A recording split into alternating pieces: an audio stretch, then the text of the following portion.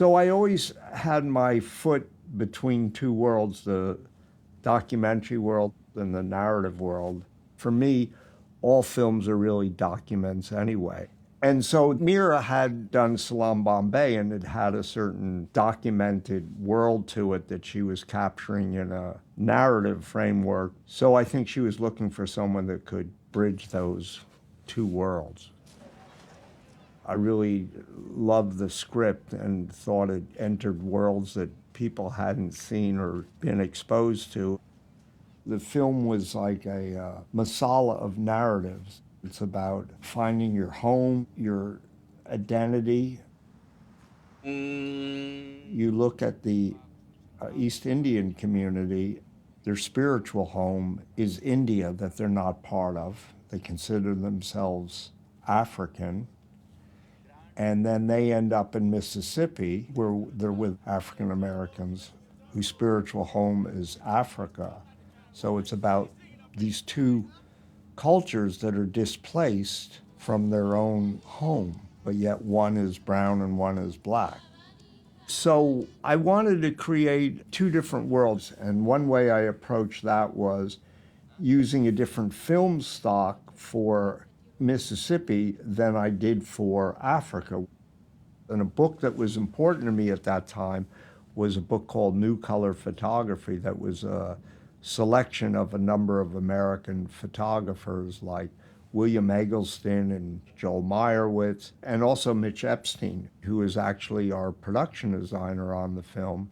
And they were experimenting with color in a different way, using it as part of the emotional ideas of the image, playing with color, temperature, and color rather than black and white for documenting a world. So that was one idea I had, to capture in these saturated colors that world of Mississippi. Today we only have Kodak. But then we had Fuji, and Fuji film had a different palette, where Kodak had more reds and saturated colors. Fuji lent itself to greens and ambers and yellows and browns, had more of a muted quality to it. And I had done a scout to Uganda, and that really opened my eyes. What was so engaging was the lushness of Uganda. It was used for sugar cane and tea plantations. It was still an agrarian landscape. And I felt those colors would enrich by Fuji more than Kodak. And so that was one idea I had. And then I thought, well, if I used different lenses, so I used the older Cook Speed Panchros, what they called portrait lenses, are very complementary because they give shape to the image, especially faces, versus using Zeiss lenses for Mississippi, which were much harder. They're more sharp-edged quality. So the lenses and the choice of film stock was dictated by the location. The story is a masala of narratives, but it's also a masala of skin tones, and that was very important to the story. So I wanted to capture the flesh tones in Africa differently than in Mississippi. The light's different in Africa than in Mississippi. The light gets more muted in Africa through the vegetation, through the smoke, or the way people cook. In Mississippi, we're in more open areas. The vegetation's been cut. The sunlight is much harsher. The mornings in Uganda, there would be fog, and the light had more of a diffusion. Plus, there was rain when we were there. I think we were there in the winter season, which fit the story emotionally because it's about loss. Images and photography is a way of externalizing what's the emotional context of the story and the scene. For me, the most important part is finding, some kind of visual equivalent of expressing that. Farewell, farewell from All films are a journey, but this film in itself was a journey for the characters to find what home is, to find what their own identity is. Come on now. You ain't no Indian. Yes, I am. Well, what's a girl like you doing in Mississippi? Punishing yourself? And also the loss of what their home and identity is. Uganda is my home, not an emoji. And so for me, that's what the film is about how we deal with our own losses.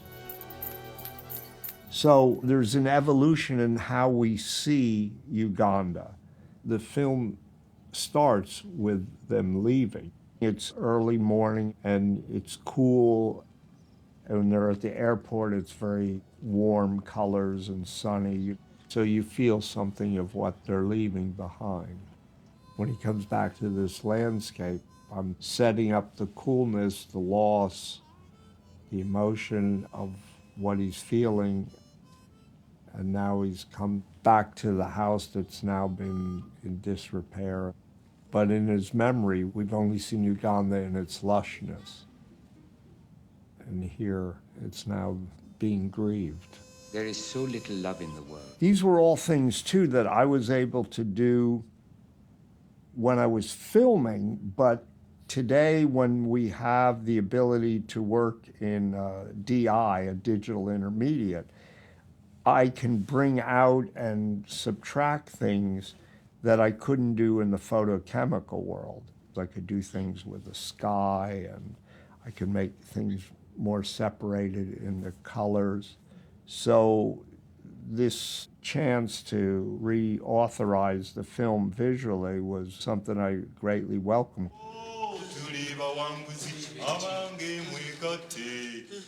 So those were the two visual worlds I was playing with. And then I think overall the feeling that Mira and I had was, in a way, as our characters are entering different worlds, we are entering the world visually with the characters. The way Mira and I worked on the set was the motivation of the camera would be through what was happening in the performance. So it was important to watch the rehearsals. That was maybe the guiding light, you know, to deal with kind of an authenticity to the image. You don't have to be hand-hold to say this is real time. You can do it with a camera that's observing, and there's a certain quietness to the camera. And so I always like to try to play with that, especially in this kind of story. This is in reference to my lawsuit number 2089, filed in the High Court at Kampala, dated 30 December 1985 for restoration of my property. Images are about trying to equate the emotional framework of what's being expressed. Until I was forcibly and illegally expelled. Sometimes it's a subjective viewpoint of the character, and sometimes it's more observational. This place? It's the only place open in a little town. Want to give it a shot? We're at this club in Greenwood, Mississippi. I really tried to capture the feeling of what I saw there. I'm always interested in what an environment feels like because of where the door is, where the window is, or, you know, the way they lit it themselves with these light bulbs. And so this club was so unique in itself, and I played with these kind of saturated colors of the red and the green.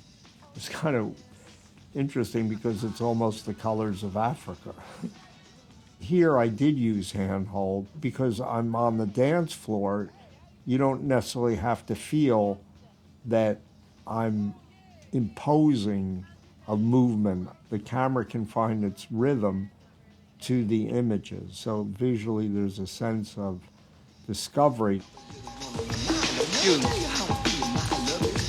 Everybody, this is Mina. A scene in Mississippi where Demetrius takes Mina to meet his family at a Sunday lunch. Where he been? Nice to meet you. Please. And the camera's behind them. And as she's meeting the family, the camera's meeting the family.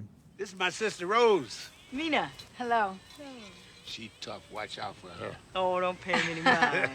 And I always like this scene where Charles Dunton's arm comes in and brings her into the frame, and then I like that kind of orchestration. I think it creates a certain feeling of allowing the audience be part of the experience of what she might be going through.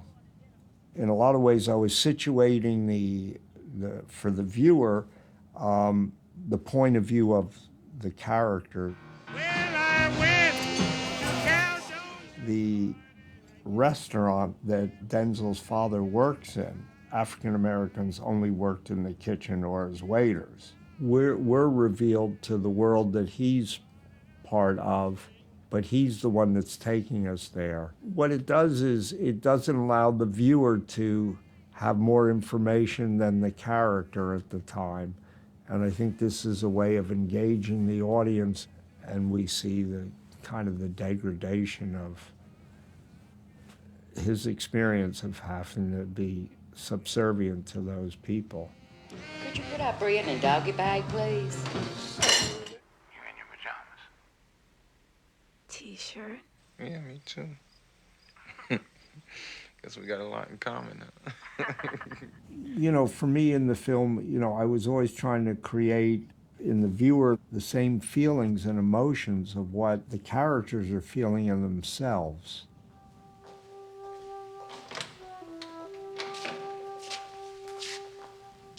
What we do as image makers is, even in a naturalistic film, it's not just a representational view of the world, but a psychological report of what the emotions are of the characters. And visually, I'm always trying to equate that. Where did you go? There's a scene at the pool at night, and it's this push-in, like on a crane arm. You feel like it's being lit from the movement of the pool, but it also kind of works towards what they're expressing to each other. There's an emotional turmoil between them there, and I thought the reflections could somehow enhance that feeling. What happened with Okello and Papa? How did that come into your head? And though there are cuts, the most effective part for me is at the end when she leans down, and then at a certain point, the camera moves to Mina. Damn it! Didn't you see me? The way the camera moves to the action or non-action also creates an emotion for the viewer. In other words, my participation, I operated in this film myself. So a person's way they operate the camera also creates certain feeling towards what you're looking at.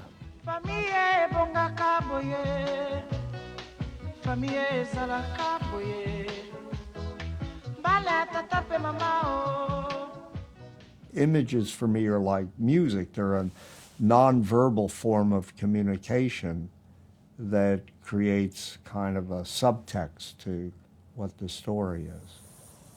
Nice, right? It's beautiful. You think I'm trying to hit on you? This scene on the bayou, we made a choice to use a Steadicam. The slight movement even with a Steadicam shot not being so perfect created an emotional feeling towards this flux that they're feeling towards each other, where you're reading every sign and meaning to your feelings. And so the way they touch each other's hands, but also that the camera isn't so rigid, that it has a little emotion in itself as it observes them in their kiss. No reason to leave. This is a new Mississippi. I like it here. I think sometimes playing a two-shot is more effective than intercutting because the audience knows that's happening in real time. And I felt the length of the shot added to how he was expressing his thoughts to her about racism. So everything's happening in that moment, and the audience feels what's at stake. Obviously, we wanted to capture these worlds that were so unique in themselves. Even though we are 10,000 miles away from India, we should not forget our roots, our culture. To me, a story like this has to have a certain kind of authenticity to the image.